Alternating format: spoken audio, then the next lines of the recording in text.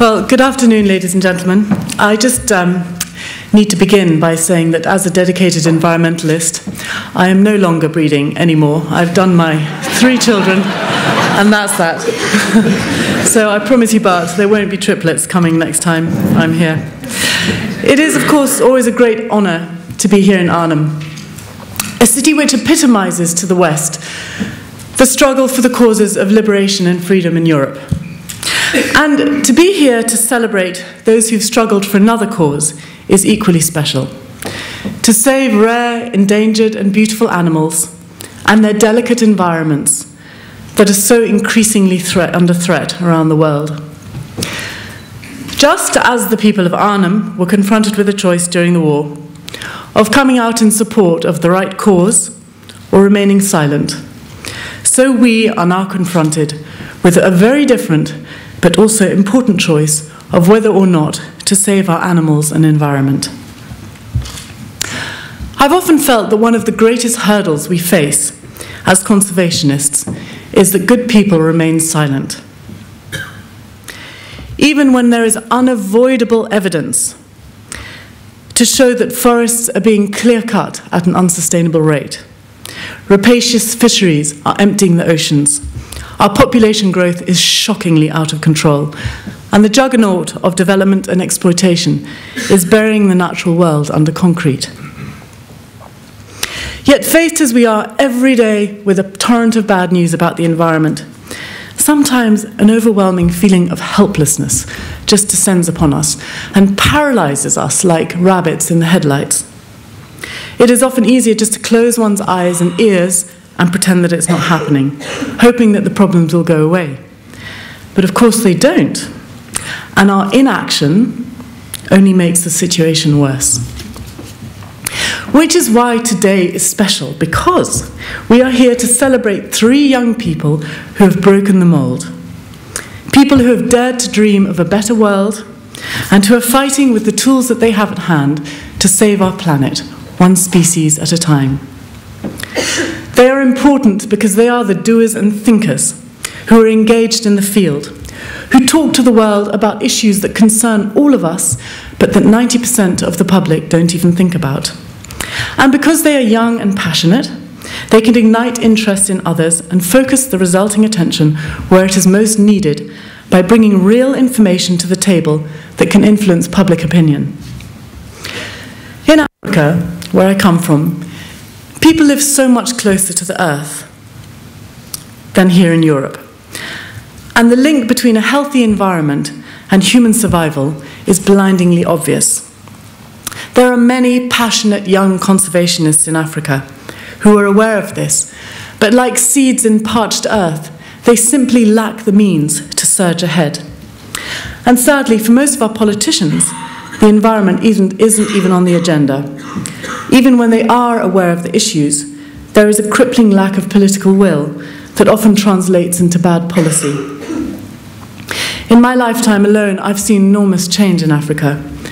There has been a huge increase in the assault on nature as a result of an expanding human population, which recently passed the 1 billionth mark.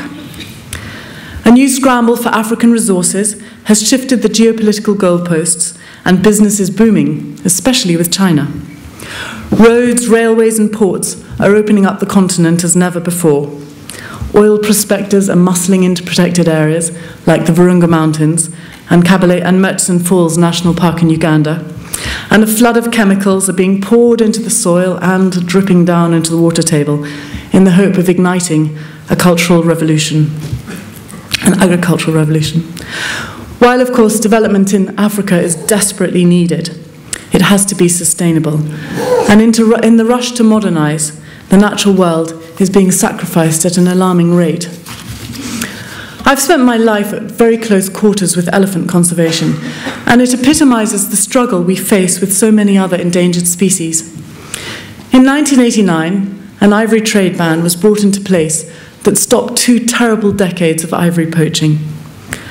Up until 2010, there was a relative ceasefire, and we could all have been forgiven for thinking that the problem was solved. But in the last 2 years, poaching has begun to slide out of control again. In the area where my family work, in the north of Kenya in Samburu, out of the 50 large bull elephants that we know, only 10 remain. And a frightening number of adult females have been shot, leaving behind them herds of terrified youngsters without leadership. Of course, I'm sure many of you have also heard about this recent slaughter of elephants in Cameroon. These are just two sad examples of a spiraling situation that is reflected across the continent. And the reason for this awful regression seems to be due to a growing middle class in China who are simply unaware of the consequences of their buying ivory. Our lions in Kenya have also been hard hit, and their numbers have dropped from a high of 15,000 animals to less than 2,000 today, and we're losing them at a rate of about 100 a year.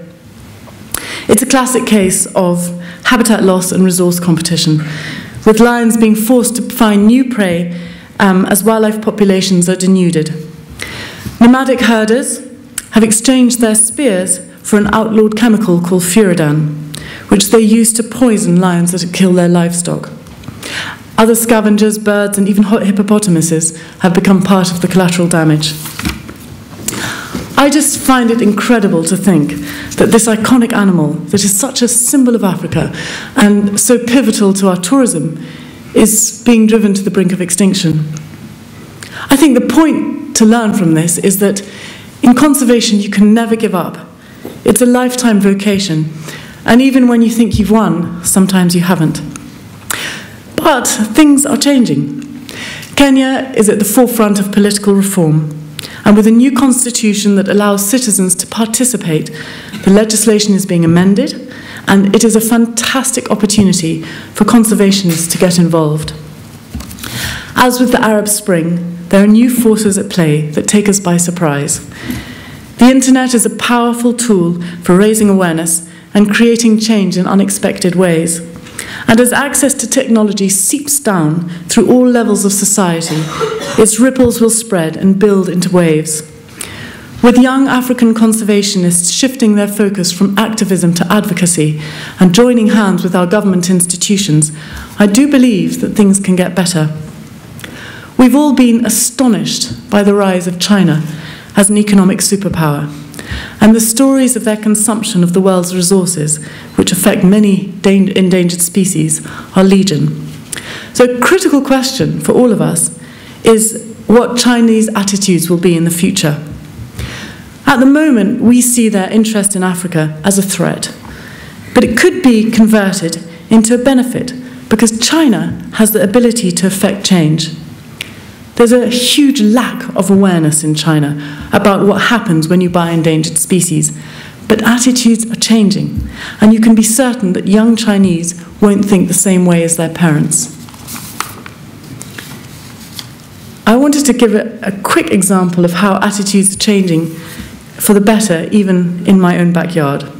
Since July last year, 2 lionesses have come out of the park, and they've based themselves around my house in a suburb in Nairobi. Instead of being shot on sight, as would have happened in the old gun-toting hunting days, a humane solution is being sought, even at some risks to the occupants of the suburb and to the grim amusement of our long-suffering Kenya Wildlife Service. Some of my neighbours, who are worried about their cattle, their dogs and their children, want the lions removed immediately to a distant park. But others seek out the traps that have been set by KWS on the quiet. And when nobody's looking, they pee all around them to impregnate the area with human scent to keep the big cats away. Personally, I love having the lions there, but I've had to cut the grass to within an inch of its life around my house to make sure they don't creep up on my children unexpectedly. The fact that 7 months down the line, the lionesses are still in our neighbourhood, and just a week ago, my father and I actually caught them on camera with a camera trap jumping over our gate, goes to show how tolerant people are and how clever these lions are at assimilating themselves into a human-dominated environment. So, Future for Nature's focus on supporting young conservationists is exactly right. We need fresh blood and new ideas. We need passion and idealism, and we need people who can explain how Facebook works. Each of our young winners today have emphasized the work they do with communities, which reflects a new understanding in conservation that people who live close to nature, without all the facilities of the modern world, are often the custodians of wildlife. Animals desperately need dispersal corridors and protected areas outside of national parks. And so it's essential to get local people on board, which is why conservationists today must take an interest in human welfare. Building the capacity of these people, enforcing law, and finding ways to tap into eco-friendly markets has to be part of the holistic way to save species, and our winners are showing us the way. There is a critical race underway to see whether or not attitudes can change in time to save the world's wildlife. And while there's potentially a huge amount of interest, it takes people like these young people here to act as catalysts and ignite the flame. So without further ado, I'd like to introduce the first of our winners. Ana Opoza comes from the Philippines, and she is not a typical candidate for this award, coming as she does from an artistic rather than a scientific background. She has such an irrepressible, bubbly personality that I wouldn't be surprised if she doesn't just get on stage and start singing to you all. But today, we're not celebrating her talents as a performer. We're celebrating her exceptional efforts to raise awareness of marine issues and to create the first marine sanctuary for thresher sharks in the Philippines. Ana got into conservation by mistake, driven by her love of the ocean and her horror at seeing her beloved Philippine sea disappearing under a pile of garbage. She decided to take a stand and started writing letters to government.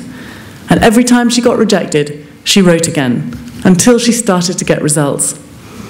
Elected in 2008 as one of the Philippine youth ambassadors to the ASEAN and Japan, what does ASEAN stand for? Southeast Asia. Southeast Asia and Japan, she visited 6 countries in 2 months to talk about environmental issues. Her star has risen ever since, and when you hear about her work, it is hard not to be impressed by her guts, drive, and leadership skills. And to see how taking a stand and speaking out really pays off. She's a brave and inspiring champion, and we hope that this award will help her springboard up to ever greater heights to continue to be a driving force in conservation. Ana.